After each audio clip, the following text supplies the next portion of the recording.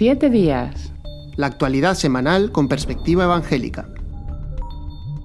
Hola amigos, les saluda Pedro Tarquis dándole la bienvenida a este nuevo programa de 7 días. Inauguramos 2024 en este análisis de la actualidad semanal en el que en esta ocasión estamos con Daniel Ofcan, director de Protestante Digital. Muy bienvenido. Hola Pedro, Daniel. muchas gracias, encantado de estar aquí un nuevo año. Bueno, inauguramos, sí señor. Y con Jonathan Soriano, redactor de Protestante Digital también. Muy bienvenido también, Jonathan. Muchas gracias, Pedro, y buen año para nuestros oyentes también. Venga, exactamente. Bendiciones para todo el mundo. Y Hola, vamos Pedro, a empezar muchas gracias. analizando un acuerdo migratorio que el pasado 20 de diciembre anunció la Unión Europea y que ha sido denominado como un pacto histórico. Tardó muchos años, casi 10, en conseguirse, aunque algunos lo han llamado respuesta reaccionaria. Entonces estamos en ese análisis crítico para lo positivo también y lo negativo que se hace de este acuerdo desde la sociedad general y también de entidades evangélicas. ¿En qué consiste el acuerdo? Pues sí, Pedro, como decías bien, se trata de un acuerdo histórico porque es el primer acuerdo que regula la materia migratoria en el territorio de la Unión Europea. Hasta ahora lo que había hecho la Unión Europea era plantear acuerdos circunstanciales. No sé si recordáis hace unos años, sobre todo de cara al 2015, cuando la crisis humanitaria por la guerra de Siria era tremenda y llegaron millones de personas al continente europeo, que es cuando la Alemania de Angela Merkel acogió incluso a 1 millón de personas. Lo que había hecho la Unión Europea hasta ahora era eso, ¿no? Era repartir la acogida de personas por cuotas entre países, pero eran pactos circunstanciales, no era un acuerdo general. Sin embargo, ahora tenemos un acuerdo de ley, un acuerdo normativo que pretende regular este hecho migratorio.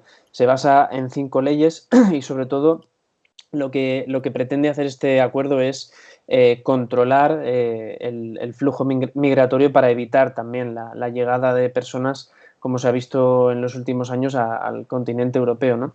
Los 2 puntos más destacados en los que se han centrado también las entidades de la sociedad civil, las organizaciones como Amnistía Internacional, hablo ahora a nivel secular, pues es la eliminación de los centros de acogida fronterizos, lo cual, según estas organizaciones, dicen que permitiría expulsar de forma más rápida a las personas. Eso que popularmente hemos llamado devoluciones en caliente, aquí en España, por ejemplo, con la situación en Melilla, ¿no?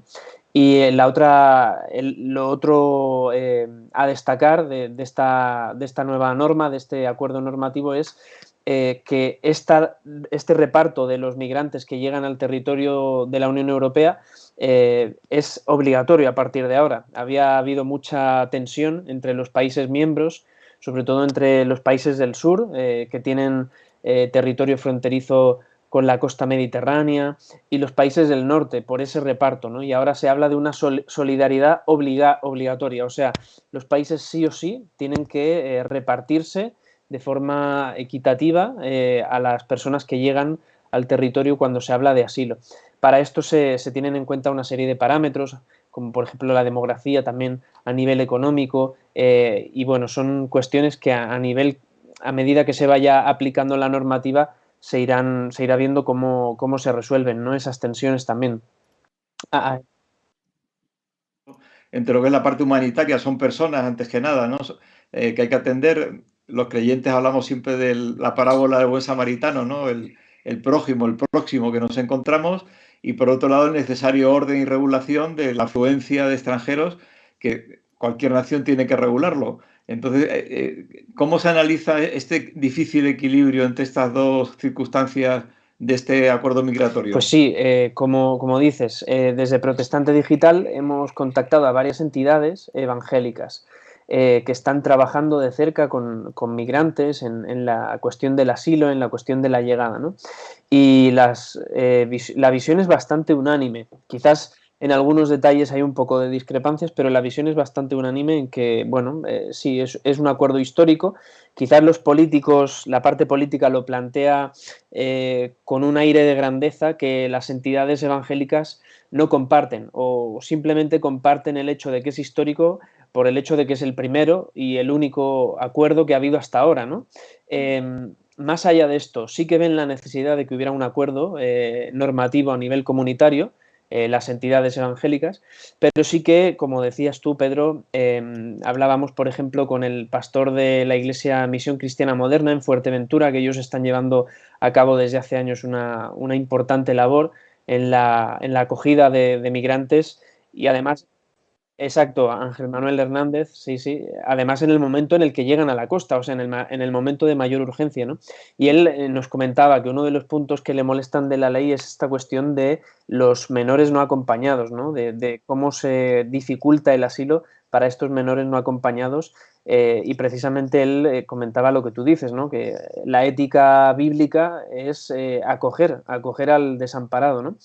Hablábamos también con Whitney Gerdes, que es de la organización evangélica Refugee Highway Partnership, es una entidad evangélica que trabaja a nivel internacional y ella es la que acuñaba esa frase que has comentado tú al principio, Pedro, de que quizás hasta ahora la Unión Europea, todo lo que ha sido su respuesta a nivel migratorio, ha sido como un poco reaccionario, ¿no? Un poco a ver qué era lo que pasaba, actuar después de que ocurrieran las cosas, ¿no? Y ella también criticaba la cuestión de las dificultades que puede suponer esta nueva normativa a los procesos de asilo de las personas y sobre todo también la criticaba por el carácter, que no va a atajar el problema de hecho, ¿no? Que es por qué las personas dejan sus lugares de origen y por qué se deciden a recorrer miles de kilómetros, a salir de sus hogares, a exponerse incluso a circunstancias en las que su vida puede correr peligro y cómo se da respuesta a todo eso, ¿no? Es decir, también que hablábamos en Italia, otro de los países que más se ha visto afectados de forma directa por la llegada de migrantes en los últimos años, con Giovanna Génova, una cristiana evangélica también que está trabajando con personas migrantes y con personas que viven en la calle, en la estación central, en la zona de la estación central de Milán, y ella nos decía que está a favor de la normativa, que era algo necesario, un acuerdo de todos los países de la Unión Europea y que se necesita controlar todo este flujo migratorio que, como decías tú, Pedro, en los últimos años está llegando a la Unión Europea y que da esa sensación de desborde, ¿no? De sobrepasar las capacidades de acogida. Así que ella se mostraba de acuerdo en este sentido, en el sentido de poder poner herramientas y mecanismos que ayuden a controlar esto.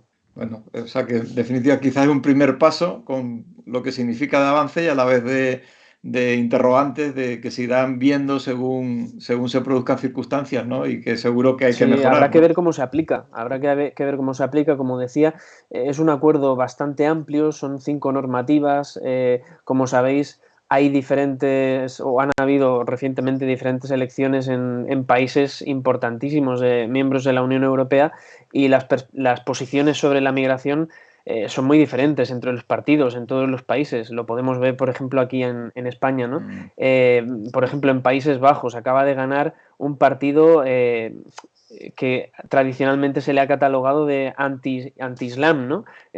Hay mucha población marroquí, de origen marroquí en Países Bajos. Habrá que ver cómo se aplica esta normativa y cómo los Estados miembros van asimilándola y reaccionando a ello. Bueno, de luego es un problema mundial. Como dices, parte del problema también es, aparte de dar atención, integrar a los colectivos que llegan, que a veces es difícil por el choque cultural, pues también que no se produzcan esas bolsas étnicas, ¿no? En el que realmente no es que la gente entre en el país, sino que forman círculos que, en el caso de los países árabes, ¿no? Pues que crean una cultura al margen de la cultura nacional y eso dificulta mucho la convivencia. Sí, solo por añadir una cosa más en relación con lo que estás diciendo, Pedro, lo que está claro es que las entidades evangélicas y las iglesias evangélicas van a seguir desempeñando un papel fundamental en lo que es la acogida de las personas que llegan, ¿no? En España lo vemos, en el caso de España es sobre todo con población llegada de Latinoamérica, ¿no?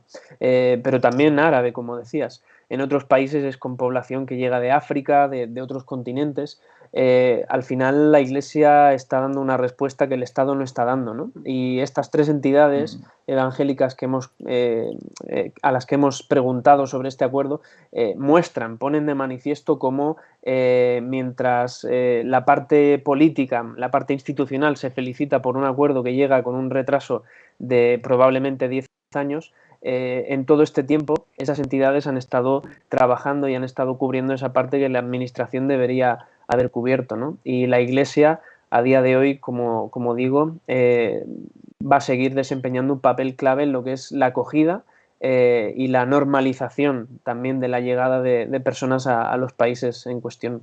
En este aspecto, algo interesante, no sé si tú podrías dar respuesta, Jonathan, es que tradicionalmente ha habido muchos misioneros que van a países árabes musulmanes. El hecho de que vengan aquí a España, de alguna forma, es que la misión viene aquí y indudablemente llevar el Evangelio a estos colectivos hace que facilite mucho, ¿no?, la integración y, desde luego, una mejora, ¿no?, de la calidad de vida del inmigrante.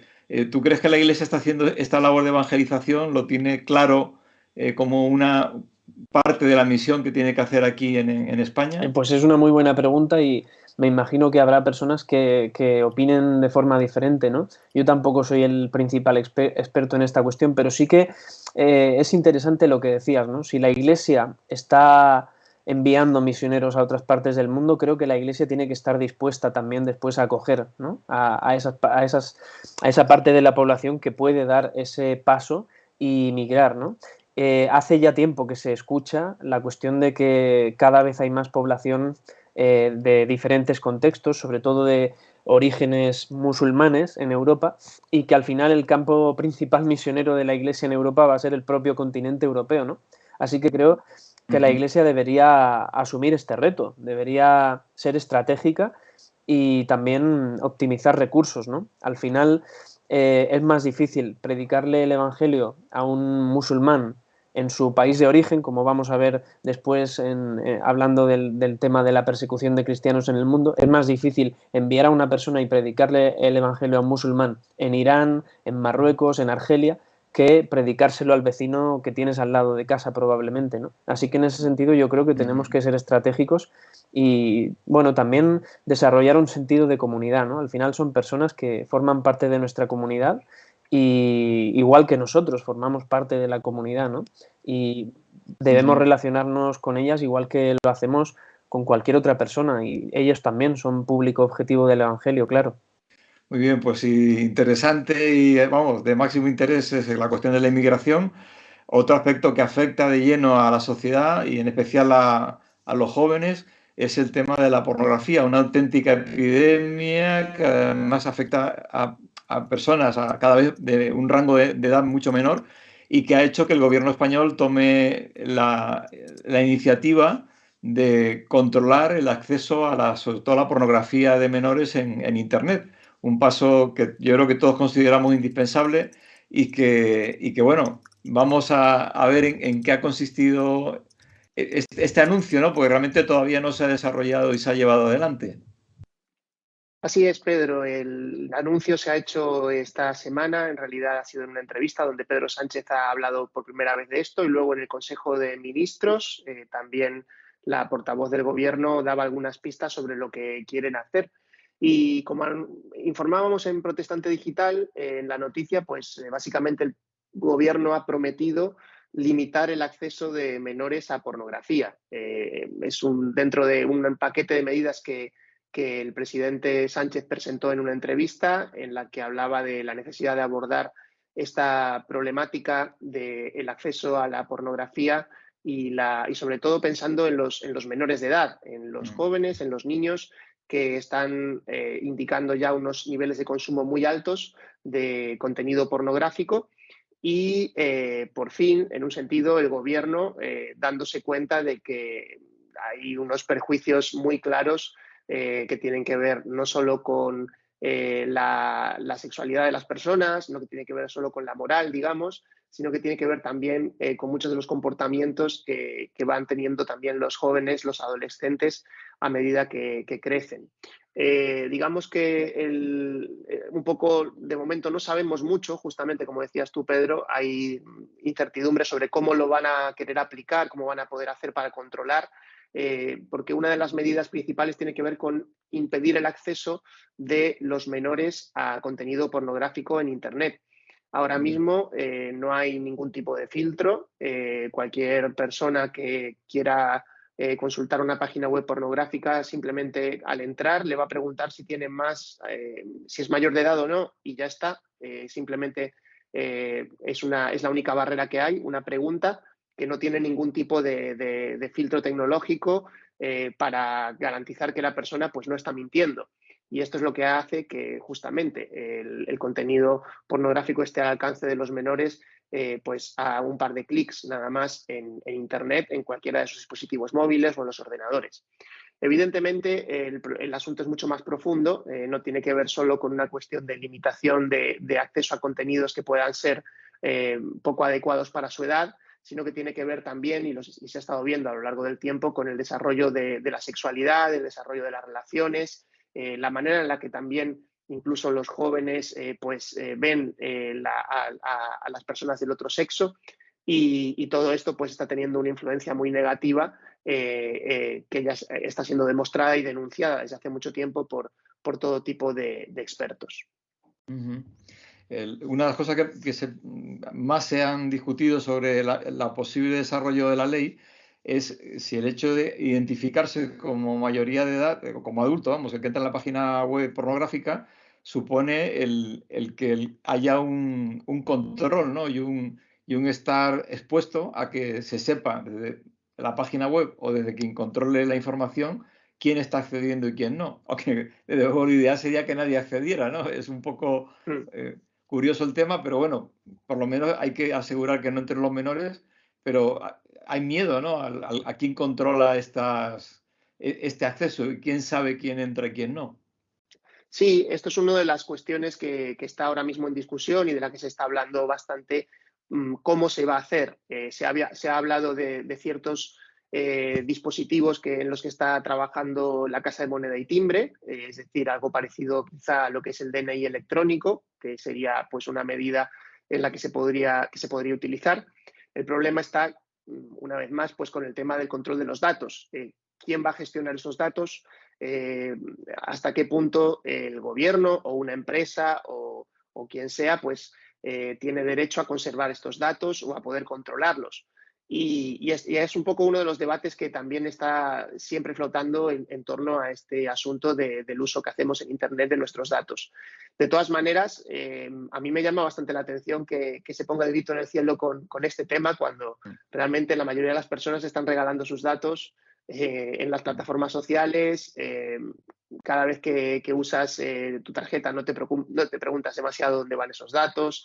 Es decir, para otros temas no hemos tenido tantos problemas y, sin embargo, cuando se presenta este tema, pues parece que hay mucho más escándalo. Yo creo que siempre va a estar este conflicto, ¿no? Está claro que hoy en día, si quieren rastrearnos en un sentido, pues lo van a poder hacer. Hay que decir que aunque la gente se crea que no hay datos de quienes están accediendo a las páginas web de cualquier sitio, pues realmente los servidores, sobre todo los proveedores de Internet, sí tienen esos datos. Es decir, ya hay gente que lo está sabiendo. Es decir, no es algo totalmente privado, porque el registro de las webs que visitamos, es verdad que no está nadie consultándolo, pero sí queda, ¿no? Siempre queda un registro, siempre queda una huella de lo que nosotros hemos visitado en Internet. Entonces, realmente es un poco que se establezcan protocolos dentro de lo que es la normativa cuando se haga, de quién va a tener acceso a esos datos y cómo se van a utilizar. Creo que es importante que esto se haga con mucho cuidado, con mucha vigilancia y con la participación de la sociedad civil. Creo que no debería ser algo que estuviera gestionado solo por una empresa, porque evidentemente no podemos fiarnos, ¿no?, de lo que se puede hacer con esos datos tampoco, pero desde luego que en general creo que la mayoría de las personas, y hay una conciencia cada vez más grande a nivel social, de que la tecnología tiene que tener cierto tipo de control. Es decir, este mundo tecnológico en el que todo está abierto para todo el mundo, pues se está viendo que trae consecuencias negativas, y sobre todo cuando hablamos de niños y de jóvenes que están accediendo a exponerse y exponiéndose a veces voluntariamente y muchas veces involuntariamente también a este tipo de contenidos. Hay otra vertiente interesante que, por ejemplo, tiene que ver con cómo la pornografía y el contenido pornográfico está generando futuros consumidores de prostitución. Y esto es algo que vienen defendiendo también desde posiciones de posiciones feministas, posiciones también de otros expertos, de psicólogos, de sociólogos, que han visto una relación también clara entre estas dos cosas y, evidentemente, pues la prostitución, que también luego trae detrás la trata de personas. Por lo tanto, son muchos las consideraciones que se podrían hacer sobre este asunto, y que realmente son debatibles, pero está claro que parte de la sociedad por lo menos se está dando cuenta que algo no está bien y algo hay que hacer para intentar controlar este aspecto, que parece que ahora mismo está totalmente descontrolado. Te has mencionado algo que me hace gracia, ¿no? En el sentido de que dicen, esto no es puritanismo, ¿no? Al final, pero sí, en el fondo es que coincide con vamos a decir, con la moral cristiana, ¿no? Con los valores religiosos, y como que les cuesta decir, oye, que al final tenían razón, ¿no? Pero nosotros no lo hacemos por religiosos, lo hacemos como por cuidar a los niños, cuando el punto de vista de la moral cristiana tampoco es un puritanismo en el sentido de su origen, ¿no? Sino realmente es porque hay unos valores muy importantes, y lo que hace esto es consolidar que el punto de vista cristiano tiene razón, ¿no? Sí, es un poco, hay un debate un poco profundo, ¿no?, sobre qué se tiene que regular y qué no se tiene que regular. En este caso, está claro que a los que no, a quien más le conviene la no regulación es a quien está haciendo dinero de todo esto, ¿no? Y hay que decir que esto no es ya simplemente una cuestión de moral, es una cuestión que tiene que ver muchísimo con negocio.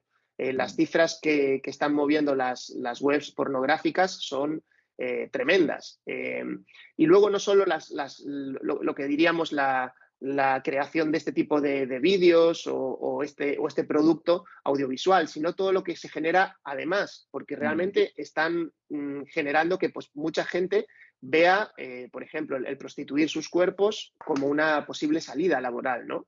Es algo terrible, pero lo estamos viendo, y hay otras plataformas que han crecido a partir de la gran difusión de pornografía que hay y el consumo elevado que se va retroalimentando con el tiempo, y hemos visto pues que hay plataformas que están creadas ya casi específicamente pues para que sobre todo las chicas jóvenes pues lo vean como una manera de poder pagarse pues el piso o la carrera, el poder estar mostrando su cuerpo por un dinero, ¿no? Y realmente el que no lo ve como un problema, a mí me hace pensar, ¿no? No es una cuestión ya solo de una moral cristiana, sino a veces de pensar en el otro, ¿no? En si tú lo harías, o si tú estás siendo consciente de por qué lo harías, ¿no? Es lamentable pensar que estamos generando una sociedad que realmente se fomente esto, ¿no? Y yo creo que con este sistema actual que tenemos, de todo abierto, todo libre, y que cada uno haga lo que quiera, pues es a lo que está llevando. Además, también muchas de las mujeres que aparecen ahí son mujeres tratadas o abusadas. Me estaba viniendo ahora a la cabeza el contraste que hay entre esta preocupación legítima y además deseable por los niños y los jóvenes que no entren en este mundo de la pornografía, porque daña su desarrollo, ¿no? Y sin embargo, pues otro aspecto, como es el aspecto de la transexualidad, se está yendo tan a la ligera, y no solamente no hay leyes que regulen de forma adecuada esa realidad que hay que atender, sino que la esté fomentando cuando ya está demostrado que hay niños y niñas que se les induce en este camino de la transexualidad cuando realmente no era la dificultad o el problema que ellos tenían en su identidad, ¿no? O sea, es una paradoja. Sí, es una paradoja, desde luego. Yo creo que allí sí que vemos una vez más una cierta hipocresía que encontramos, ¿no?, por parte de las medidas a veces gubernamentales, que quieren atajar un problema, pero realmente no se están dando cuenta de que a veces están siendo ciegos hacia otro de los puntos y aristas que tiene. En este caso, pues se ha hablado mucho, por ejemplo, de una ley integral de educación para la sexualidad, que desarrolle pues estos aspectos, pero claro, no puedes tener teorías enfrentadas en ese sentido que realmente chocan totalmente, ¿no? No puedes decir una cosa para un tema y la contraria para el otro, ¿no? Y en este caso está claro que una de las causas y de las consecuencias que tiene el hecho de esta sociedad, digamos, pornificada, es la sexualización de los niños, de los menores. Y la ley trans, lamentablemente, va en la misma línea. Aunque ellos lo quieran vestir como una cuestión de identidad, realmente es triste, pero no tiene tanto que ver solo con eso. Pues hay algunos casos que sí, pero son los que justamente tienen que ser tratados con cuidado por psicólogos, por médicos, que es lo que se estaba pidiendo que se hiciera bien en la ley trans y no se hizo. Pero realmente muchos son conceptos que tienen que ver con esa sexualización de los niños y que realmente forma parte también de este sistema en el que se quieren acelerar a veces los procesos y no se tiene la paciencia, no se está educando adecuadamente y dejando también a los niños en un sentido ser niños, ¿no? Que es algo que realmente también nos preocupa. Bueno, pues habría mucho más que hablar, pero por amor al tiempo y a los temas que tenemos, vamos a pasar al siguiente, que también es de máximo interés, y es que justo hoy, en el momento que estamos haciendo este programa, acaba de publicarse la lista mundial de persecución que cada año realiza Puertas Abiertas, Open Doors, y que hoy ha salido a la luz. Entonces, bueno, esto da para mucho. Antes muy bien decía Jonathan que esto tiene que ver también con el tema de libertades y con el tema de la vida de los cristianos. ¿Qué resumen hacéis de la lista que se ha publicado este año? Pues Pedro, sí, lo novedoso principalmente de este año es negativo. Como viene siendo en los últimos años, la lista mundial de persecución de Puertas Abiertas sigue mostrando hasta qué punto se está deteriorando la situación de la libertad cristiana en tantos países, cada vez en más países, nos decía el director de Puertas Abiertas aquí en España, Ted Blake, en una entrevista que le hicimos esta semana. Nos hablaba de que cada vez son más países aquellos que persiguen la libertad cristiana y aquellos lugares del mundo en los que los cristianos ya no pueden expresar sus planteamientos, vivir su cosmovisión y mucho menos tampoco vivir con libertad sus propias creencias y su sistema de fe, ¿no? Hasta 78 países en el mundo están registrados con niveles altos, muy altos o extremos de persecución contra los cristianos, según Puertas Abiertas, en esta última edición de la lista. En 2023, en los 10 primeros meses de 2023, es importante matizar que la lista se hace de enero a octubre de cada año. En los 10 primeros meses de 2023 fueron asesinados 4.998 cristianos en todo el mundo. La gran mayoría en Nigeria, más de 4.500 en Nigeria, solo un país. Eso nos habla también de hasta qué punto, ¿no?, se alcanza a perseguir la realidad de la fe cristiana en ese lugar en concreto. Y también otra de las novedades de esta lista es el aumento, dicen ellos, dicen desde Puertas Abiertas, desproporcionado, cito literalmente, de ataques contra los edificios de iglesias. Han registrado al menos 14.000 edificios de iglesias que han sido saqueados, vandalizados, quemados o destruidos. Así que estas son las cifras más destacadas de esta última edición de la lista mundial de persecución. Eso. En cualquier otro colectivo esto estaría... Me llamó la atención hace poco en Nigeria, hace poco en Navidad asesinaron cerca de 200 personas y no salían en los medios. A mí me dejó absolutamente, me refiero a los medios seculares de mayor difusión, ¿no? Y sin embargo salían noticias de las tonterías y anécdotas más curiosas de Navidad y algo tan importante. Si hubiera habido un atentado aquí, yo qué sé, en Reino Unido, en Francia, hubieran muerto 50 personas, hubiera sido algo totalmente aparatoso y la muerte de casi 200 por su fe, por pensar de una forma determinada, no tuvo ni siquiera espacio, ¿no? Es algo terrible. Este vacío informativo también. Sí, yo creo que hay como mucha insensibilidad hacia este tema. Muchas veces en los medios se habla, ¿no?, de que si el muerto importa dependiendo de los kilómetros de distancia que tengas con ellos. Y esto era una cosa que se decía sobre todo antes cuando las distancias eran inmensas, ¿no? Y pues nadie le importaba lo que pasaba pues en China.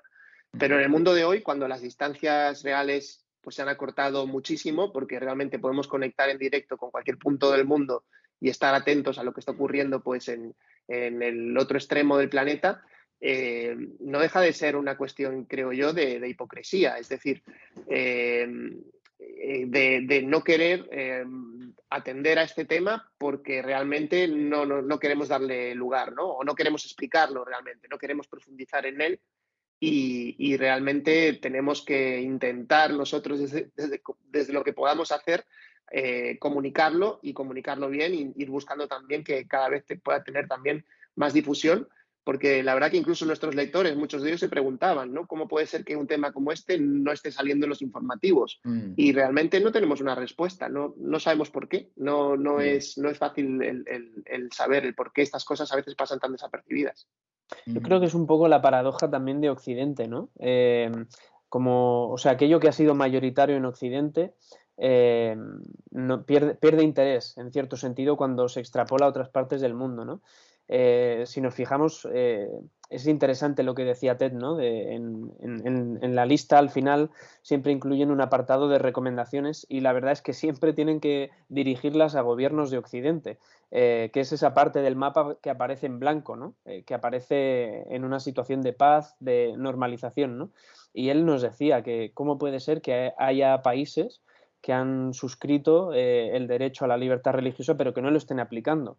Pues ahí es porque detrás de eso no hay una labor de otros gobiernos, no hay una labor de análisis, no hay una labor de seguimiento de cómo se están aplicando esos derechos, ¿no? Sí que se hace con otras minorías, pero con esta minoría no se hace. Y yo creo que parte del problema es porque el cristianismo en Occidente siempre se ha visto como algo mayoritario, ¿no? Y parece que eso le quite interés político, social, popular, le quite también incluso valor o le quite incluso relevancia, ¿no? Y se busca proteger a otras minorías en otras partes del mundo, que yo no digo que no sea necesario, pero parece que a la minoría cristiana en tantos lugares del mundo donde es minoría y donde siempre ha sido minoría y donde probablemente siga siendo minoría durante mucho tiempo más, parece que no se la vea como minoría, ¿no? Se la vea como una extensión de lo que en Occidente durante tantos siglos ha sido una mayoría tremenda, ¿no? Sin embargo, porque claro, la muerte además, como bien dice el informe y la noticia que ha publicado Protestante Digital, es la punta del iceberg, es decir, como en la violencia contra la mujer, ¿no? Debajo de esos asesinatos, leo textualmente, hay una persecución que no para de crecer y una hostilidad y discriminación cada vez mayores que hace que sea más difícil cada vez para los cristianos ejercer una creencia libremente y expresar lo que piensan. Y la creencia cristiana está cada vez más discriminada en más países con mayor fuerza, que yo creo que esto incluso afecta a España, ¿no? A veces hay opiniones o incluso en los debates en el Congreso, si alguien pertenece o milita en una fe religiosa y tiene algún comentario religioso, se le dice, es que usted está opinando porque es cristiano, ¿no? Porque, bueno, y usted está opinando porque es ateo o es agnóstico, o sea, eso forma parte de la cosmovisión de cada persona, que todos tenemos derecho a tenerla, ¿no? Hay como una visión negativa, ¿no? No solo lo que tú decías, Jonathan, que coincido totalmente, sino que además se está viendo cada vez más como negativo el hecho de ser, entre comillas, religioso. Sí, sí. Bueno, es la sofisticación de la persecución, ¿no? Un poco que también hablaban en la lista de Puertas Abiertas. Se está pasando del modelo de violencia que se está viendo ahora, sobre todo en el África subsahariana, también porque ahí hay un elemento, como decía Ted Blake, de la influencia del yihadismo, que lleva tiempo pujando por ganar peso en esa zona, y también los conflictos étnicos y tribales, que siempre han sido muy viscerales, ¿no? De ahí se está pasando a una forma más sofisticada, como se está viendo en Asia, ¿no? Que es a través de desinformaciones en redes sociales, fake news, noticias falsas señalando a un colectivo, y habría que preguntarse hasta qué punto el secularismo es ya la forma más sofisticada, el secularismo extremo me refiero, ¿no? La forma más sofisticada, ¿no? De dejar a un colectivo completamente apartado de la vida pública y prácticamente señalarlo como algo indiferente, ¿no? Sí, pero Esto decía, ahí en la lista, ¿no? Habla de China y de India, pero sobre todo China, ¿no? Una cosa que me llama la atención, porque otras veces sí que se ha comentado, ¿no? China no solo reprime, sino que sobre todo controla. Entonces, vale, si tú quieres ser cristiano, puedes ser cristiano, pero quédate en tu casa, no te reúnas, no difundas literatura, no vivas como quiere vivir un cristiano en libertad, sino que tienes que estar dentro de los parámetros que nosotros consideramos un buen ciudadano. Y si no los cumples, fuera. Y cómo este modelo se está empezando a importar a otros países, ¿no? Y la influencia de China ya no solo es una influencia económica o comercial, que la tiene por supuesto, sino que ya empieza también a ser una influencia ideológica entre otros gobiernos que ven esto como una manera positiva de llevar adelante sus estrategias políticas y sus estrategias de control de la población. Entonces, es preocupante. Pero, por ejemplo, un caso muy cercano en Europa, en Finlandia, Päivi Räsänen, que para quien no la conozcan, fue ministra de Sanidad en Finlandia, es médico, actualmente es diputada en la oposición y está siendo enjuiciada y a pesar de que le dan, no la condenan, ¿no? Sino que la declaran inocente, vuelven a elevar el juicio al Supremo, la Fiscalía la vuelve a acusar, simplemente por defender postulados bíblicos. O sea, es decir, es una persecución en toda regla, ¿no? Una persecución además por parte del Estado, que parece que está persiguiendo a un criminal, ¿no? Realmente, un criminal que aunque la justicia ordinaria la declara inocente, la vuelven otra vez a llevar ante los tribunales para intentar que la condenen por ser cristiana, ¿no? En definitiva. Entonces, claro, eso es persecución también, es una forma de persecución. Iba a decir encubierta, no, ni siquiera encubierta, ¿no? Una persecución del Estado que se convierte en totalitario ante la fe cristiana y la expresión de libertad de los cristianos. Sí, bueno, y en el caso de Räsänen, ya lo hemos comentado muchas veces en el programa, lo que decías, esta novedad que tenemos también en Protestante Digital, quien quiera leer un poquito más sobre el tema, es un ejemplo muy negativo de lo que podría pasar en otros lugares de Europa, porque es en un país justamente que tiene un desarrollo de valores, una historia, una constitución, digamos, asentada en los derechos humanos. Entonces, que algo así esté pasando en un país como Finlandia, realmente nos llama mucho la atención y nos preocupa. Muy bien, pues ya lo mismo que los temas anteriores podíamos seguir, pero vamos a terminar por aquello del tiempo también, de que no agotara a nuestros oyentes. Y ya no sé si antes de cerrar este 7 días queréis añadir alguna cosa más o comentar lo que queráis. Bueno, tenemos que decir que este año estamos en una campaña especial, le hemos llamado Por un año más y Protestante Digital os necesita, a vosotros que os estáis escuchando, lectores o los que estáis viéndonos en YouTube o en la misma página de Protestante Digital. Estamos invitando a que podáis haceros parte de este proyecto pues, a través de alguna donación. Así que tenéis ahí la información en pantalla, podéis entrar también en Protestante Digital, donde pone apoya y ahí veis los detalles sobre esta campaña que estamos llevando a cabo. Estaremos súper agradecidos si os animáis a uniros de esta manera. Ya sabemos que ya sois importantes leyendo, difundiendo, pero también os pedimos dar un pasito más para poder apoyar la continuidad de este proyecto que ha cumplido 20 años y quiere cumplir muchos más. Y además decir que la labor que se hace es una labor al servicio del Evangelio, del Reino de Dios, de presencia ante la sociedad, y que de verdad es un esfuerzo enorme, ¿no? Incluso aquellos que están a tiempo completo, que no solo necesitan, sino que son dignos de su salario y que es un esfuerzo que no tenemos subvención, hemos renunciado a subvenciones precisamente para tener más libertad a la hora de opinar y no depender de presiones de ningún tipo, y que en este sentido necesitamos no solo mantenernos, sino crecer. Vemos mucha capacidad de proyección, de tener más influencia para ser sal y luz, y que eso depende no solo de nosotros, del esfuerzo que se hace, sino también de aquellos que queráis colaborar y que de verdad con muy poquito al mes, un par de cafés, 5 euros, 10 euros, que fácilmente se pueden hacer a través de un pago por PayPal, por un pago por transferencia, sería una ayuda enorme para multiplicar muchísimo más todo este proyecto que creemos que es de Dios y que de verdad que os necesita, como bien habéis escuchado antes. Pues nada, agradeceros el tiempo que nos habéis dedicado, citaros para la próxima semana, esperemos este año cumplir fielmente cada semana el análisis de actualidad, y aquí estaremos agradeciendo de nuevo vuestra presencia, también a Daniel Ofcan, a Jonathan Soriano y un servidor, Pedro Tarquis, que os desea sobre todo que Dios os bendiga. 7 días. La actualidad semanal con perspectiva evangélica.